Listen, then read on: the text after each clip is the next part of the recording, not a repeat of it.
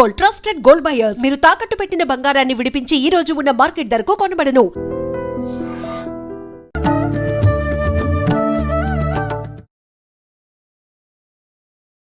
నమస్కారం, welcome to I dream. ధర్మ మార్గం విత్ విజిత కార్యక్రమానికి స్వాగతం. ప్రస్తుతం మనతో పాటు ఉన్నారు శ్రీ రామభద్ర క్షేత్రం నుంచి పండరి సంతోష్ కుమార్ శర్మ గారు. ఇప్పుడు వారితో మాట్లాడదాం.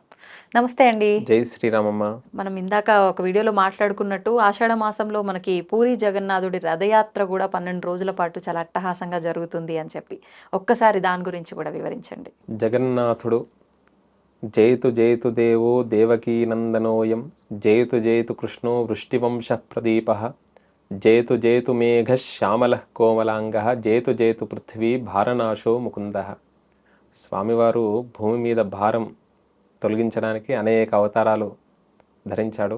ప్రపంచంలో రథయాత్ర అంటే పూరి మోక్షపురి, పురి జగన్నాథపురి, అదే మనకు మోక్షపురి అంటున్నట్టు. అసలు జీవితంలో తప్పకుండా చార్ధామ్ అని అంటుంటాం కదా. అవునండి. ఇక్కడ కూడా చార్ధామ్ అంటాం. ప్రధానంగా పురి ఒకటి, రామేశ్వరము, తర్వాత ఈ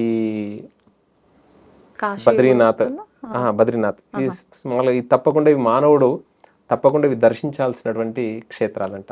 మిగతా అన్ని 7 పురులు చూడకున్నా కూడా, 7 మోక్ష పురులు చూడకున్నా కూడా ఈ పురి అనేటువంటిది తప్పకుండా దర్శించవలసినటువంటి క్షేత్రం.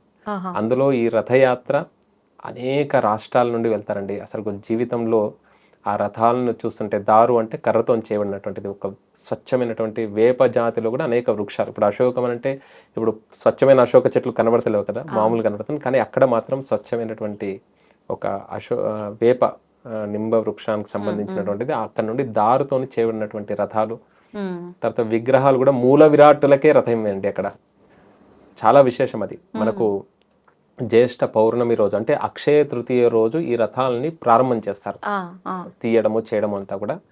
తర్వాత పాత దాంట్లో నుండి ఆ శక్తిని అంతా కూడా ఈ కొత్త విగ్రహాల్లోకి చేసి ఈ జ్యేష్ఠ పౌర్ణమి రోజు అభిషేకం అవన్నీ కూడా చేసిన తర్వాత కొన్ని రోజులు వాటికి శక్తి రావడానికి చిన్న పిల్లను పాపను ఏ విధంగా తీసినాక జాగ్రత్తగా 10 రోజులు కాపాడతారో, 15 రోజులు దానికి ఒక సిస్టమ్ ఉంటుంది, ఒక పద్ధతి ఉంటుంది.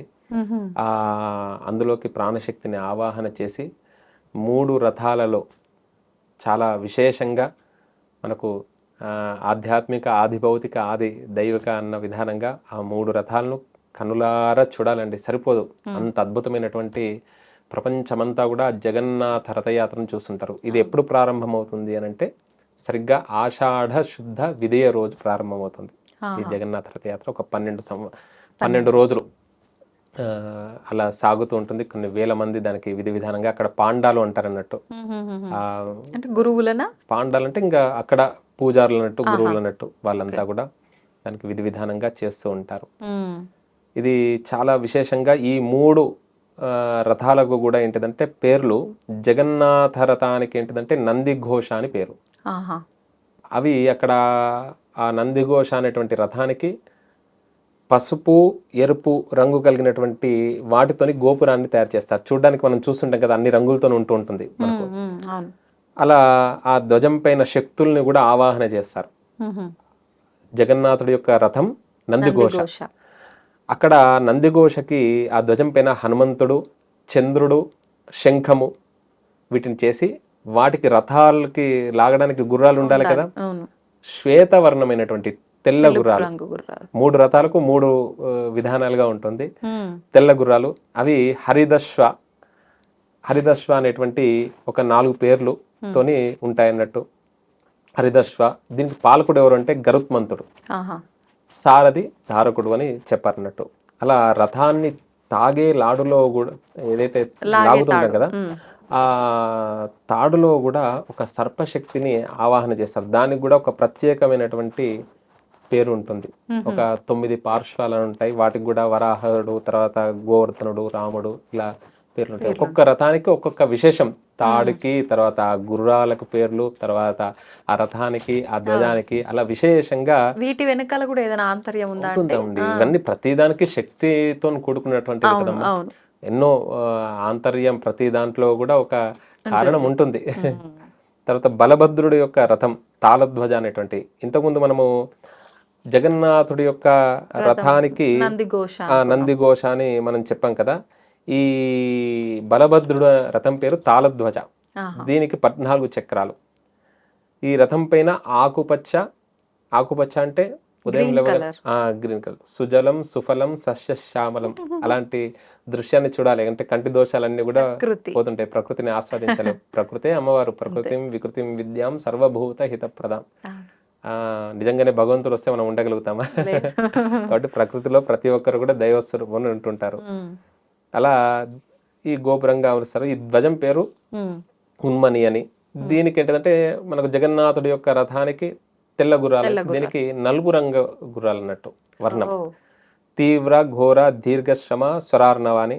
దీని యొక్క పాలకుడు వసుదేవుడు, సారథి ఇలా దీనికి కూడా ఉంటారు. ఈ తాడు ఏదైతే ఉందో దీంట్లో వాసుకిని ఆవాహన చేస్తారు. సర్పాలకు కూడా వాసుకి సర్పం అనేక పేర్లు కదా. ఇప్పుడు పెద్ద శేష వాహనం అని, చిన్న శేష వాహనం అని, మనం ఆశ్వేజ మాసంలో కన్యా మాసంలో ఎట్లా ఉంటాయో వాసుకి అని, ఆదిశేషం అని ఎట్లా ఉంటాయో వీటికి కూడా అట్లా ఆవాహన చేసి పూజ చేస్తారు. అంత చాలా పద్ధతిగా చేస్తారు. అక్కడ సంప్రదాయాలు మనం తప్పకుండా జీవితంలో ఒక్కసారైనా వెళ్ళి చూడాలి. అంత గొప్పనైనటువంటిది. అంటే కొన్నిటికి వెళ్తే ఏంటిదంటే మనకు పూజ యజ్ఞం ఏం అవసరం లేదు. అక్కడికి వెళ్తే చాలా హాయిగా ప్రశాంతంగా ఉంటుంది. అన్నీ మర్చిపోతాం ప్రపంచంలో భౌతికమైనటువంటి. అలా సుభద్రాదేవి సోదరి కదా.